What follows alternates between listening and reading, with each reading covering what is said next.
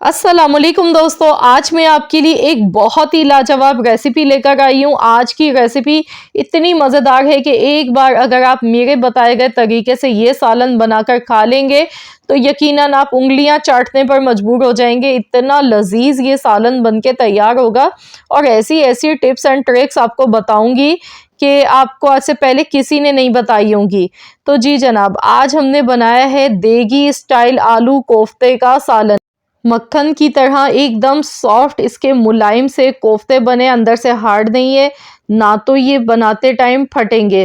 तो आज आपको ऐसे ट्रिक्स बताऊंगी कि कोफ्तों के साथ साथ आपके सालन का जो शोरबा है वो भी बहुत ही लाजवाब बनेगा। तो चलिए देख लेते हैं किस तरह से ये सालन बनाकर तैयार किया जाता है। तो यहाँ पर इसको बनाने के लिए मिक्सी का जार लिया है, इसमें हम डाल देंगे 2 टेबल स्पून भुने हुए चने। भुने हुए चने मैंने यहाँ पर ले लिए हैं 2 टेबल स्पून, और 2 टेबल स्पून इसमें मैं डालूंगी खसखस। ये देखिए धुली हुई ड्राई खसखस है मेरे पास। तो मैं पहले भी अपनी वीडियोस में कई बार आपको दिखा चुकी हूँ, बता चुकी हूँ कि किस तरह से इसको वॉश किया जाता है और किस तरह से इसे ड्राई किया जाता है। तो अगर आपने नहीं देखी है मेरी वो वीडियो तो देख लीजिएगा, आपको मेरे चैनल पर मिल जाएगी। अब इसमें हम डालेंगे साबुत खोपरा इस तरह से कटा हुआ। अगर आपके पास पिसा हुआ खोपरा है तो वो भी आप इसमें ऐड कर सकते हैं। तो खोपरा डालने से ये बहुत ही जूसी कोफ्ते हमारे बनेंगे, अंदर से हार्ड नहीं बनेंगे और इनका फ्लेवर भी बढ़ जाएगा। तो यहाँ देखिए पीस कर मैंने फाइन साइज का पाउडर बना लिया है तीनों चीज़ों का। तो ये पाउडर हमारा एक मसाला बन चुका है। तो चलिए अब इसका अगला स्टेप देख लेते हैं। इसके लिए मैंने 3 हरी मिर्चें ली हैं, अदरक ली है 1 इंच का टुकड़ा, और लहसुन लिए 15 से 20 चवे, आधी गड्डी हरा धनिया लिया है। तो ये सभी चीज़ें हमने मिक्सी के जार में डाल देनी है और इन्हें हम बिना पानी के दरदरा सा पीस लेते हैं, या फिर आपके पास अगर चॉपर है तो चॉपर में डालकर इन सभी चीज़ों को अच्छी तरह से चॉप कर लीजिएगा। तो यहाँ देखिए मैंने सभी चीज़ों को अच्छी तरह से चॉप कर लिया है। अब यहाँ पर हमारे पास है आधा किलो कीमा। मैंने यहाँ पर बीफ का कीमा लिया है, आप चाहें तो मटन से भी ये कोफ्ते बना सकते हैं। तो इसे अच्छी तरह से वॉश करने के बाद मैंने स्ट्रेनर में रख दिया था ताकि कीमे में जितना भी एक्स्ट्रा पानी है वो निकल जाए। अगर कीमे में पानी होगा तो कोफ्ते टूट जाएंगे, फटना शुरू हो जाएंगे, तो इसलिए अच्छी तरह से इसे वॉश कर लीजिएगा। अब जो मसाले पीसे थे वो सारे इसमें ऐड कर दिए। नमक हस्बे ज़रूरत मैंने ऐड किया 1 चम्मच भर के धनिया पाउडर, और आधा चम्मच पिसी हुई लाल मिर्च का पाउडर, आधा चम्मच पिसा हुआ गरम मसाला पाउडर। तो ये सारी चीज़ें मैंने इसमें मसाले ऐड कर दी हैं। अब मैं इसे पीस लेती हूँ। तो चलिए इसे दोबारा से मैं सभी मसालों की अच्छी तरह से मिक्सिंग कर लेती हूँ। तो यहाँ देखिए मैंने इसे पीस लिया है। और जब भी आप कीमा लेकर आएँ तो आप इसे 2 बार मशीन से निकलवा लिया करें। जितना अच्छा सॉफ्ट पिसा हुआ कीमा होगा तो कोफ्ते कभी भी नहीं टूटेंगे आपके, और ना ही कभी भी क्रैक होंगे। तो उसके बाद हमने हाथों से भी एक बार अच्छी तरह से इसे मिक्सिंग करनी है इसकी। जितना मसल लेंगे देखिए रुई की तरह हो जाना चाहिए, बिल्कुल एकदम यकजान। तो इस तरह का कीमा आपका होगा। ये कभी भी आपके कोफ्ते टूटेंगे नहीं।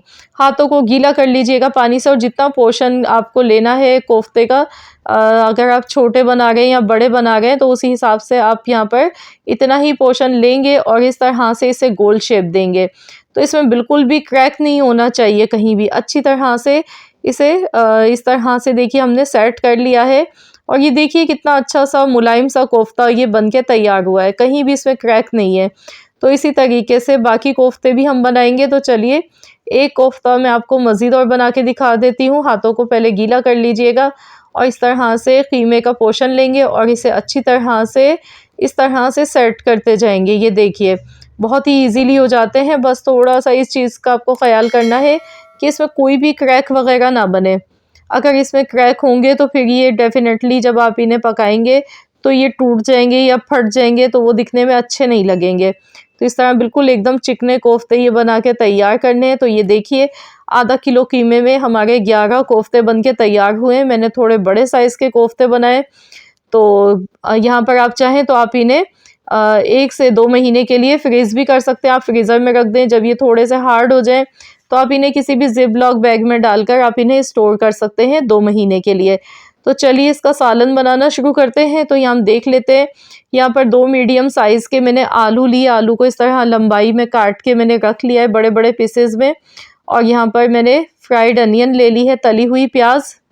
2 मीडियम साइज़ की प्याज को फ्राई कर लिया, क्रिस्पी फ्राई। और अब हम इसे इस तरह से चूरा कर लेंगे। ये देखिए, हाथों से अच्छी तरह से इसका चूरा बनाना है। तो प्याज एकदम क्रिस्पी तली हुई मैंने ली है। 2 मीडियम साइज़ की प्याज ली थी इस तरह से क्रिस्पी तली हुई। अब हम इन्हें एक बॉल में निकाल लेंगे और इसमें हम डालेंगे दही। 1 कप दही मैंने यहाँ पर लिया है। अब इसे अच्छी तरह से मिला लेंगे और इसके बाद मैं इसमें बाकी मसाले भी शामिल कर दूंगी। तो यहाँ पर देखिए, मैंने प्याज और दही को अच्छी तरह से मिला लिया है। तो चलिए बाकी मसाले देख लेते हैं। नमक हस्बे ज़रूरत ऐड किया है, आधा चम्मच हल्दी पाउडर, धनिया पाउडर 1.5 खाने का चम्मच धनिया पाउडर, इसमें थोड़ा सा ज़्यादा जाता है। पिसी हुई लाल मिर्च का पाउडर आधा चम्मच, कश्मीरी लाल मिर्च का पाउडर 1 चम्मच, पिसा हुआ ज़ीरा आधा चम्मच। तो ये मसाले इसमें सारे चले गए। अब इन सभी मसालों को दही और प्याज के साथ अच्छी तरह से मिलाकर साइड में रख देंगे। तो ये मसाला हमारा तैयार हो चुका है। तो चलिए हम देख लेते हैं किस तरह से हम ये सालन बनाएंगे कि इसका शोरबा भी बहुत ही जायकेदार बनेगा। तो यहाँ पर सबसे पहले हमने पतीली ले ली है, इसमें हम ऑयल डालेंगे। 3/4 कप मैंने ऑयल ले लिया है।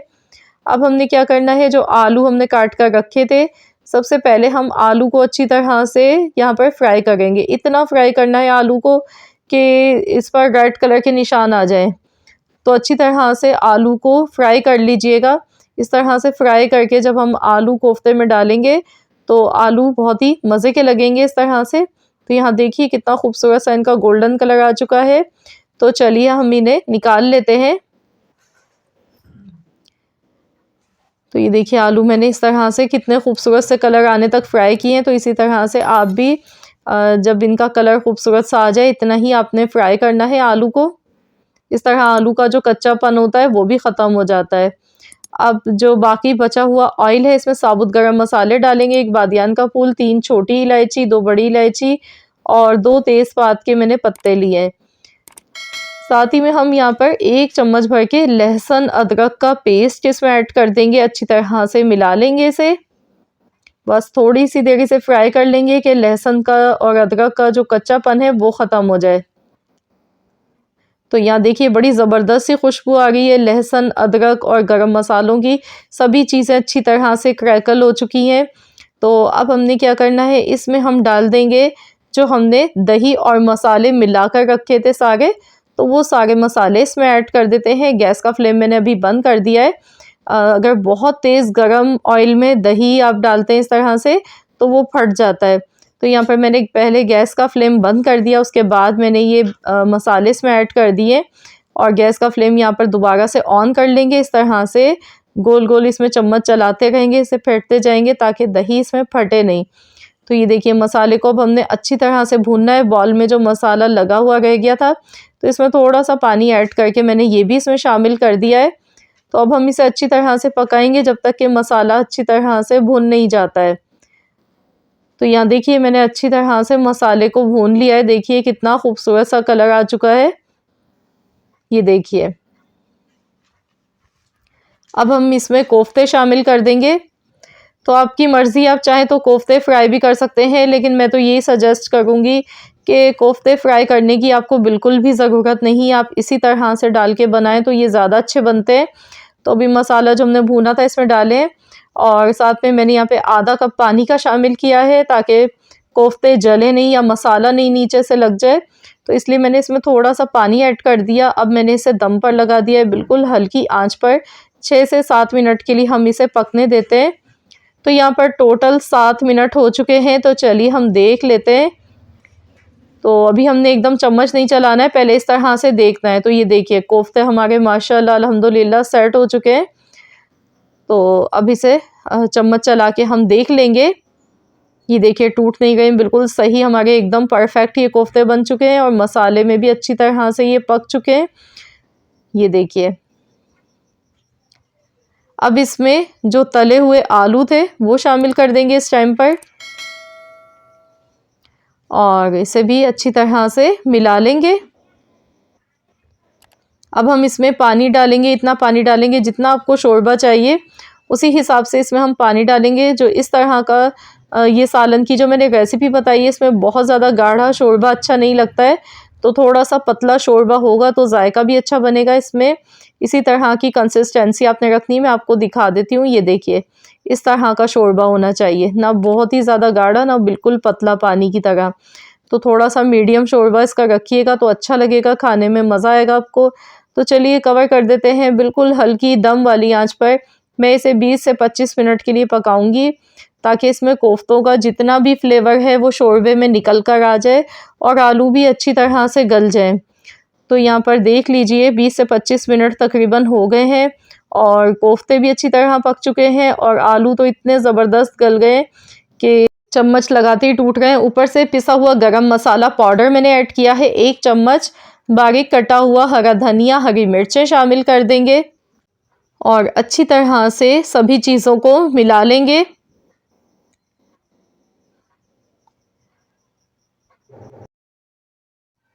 तो देखिए माशाल्लाह अल्हम्दुलिल्लाह कितने ज़बरदस्त कोफ्तों का सालन ये लग रहा है।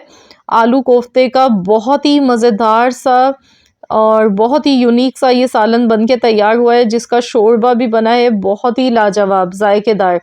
तो आप लोग ज़रूर इस तरीके से ये रेसिपी बनाइएगा। तो यहाँ पर आप देख सकते हैं कोफ्ते बिल्कुल भी नहीं टूटे हैं और ये मक्खन की तरह मुलायम कोफ्ते बने हैं, ऐसे नहीं बने हैं कि आप इसको जब तोड़ेंगे तो ये आपको हार्ड लगें।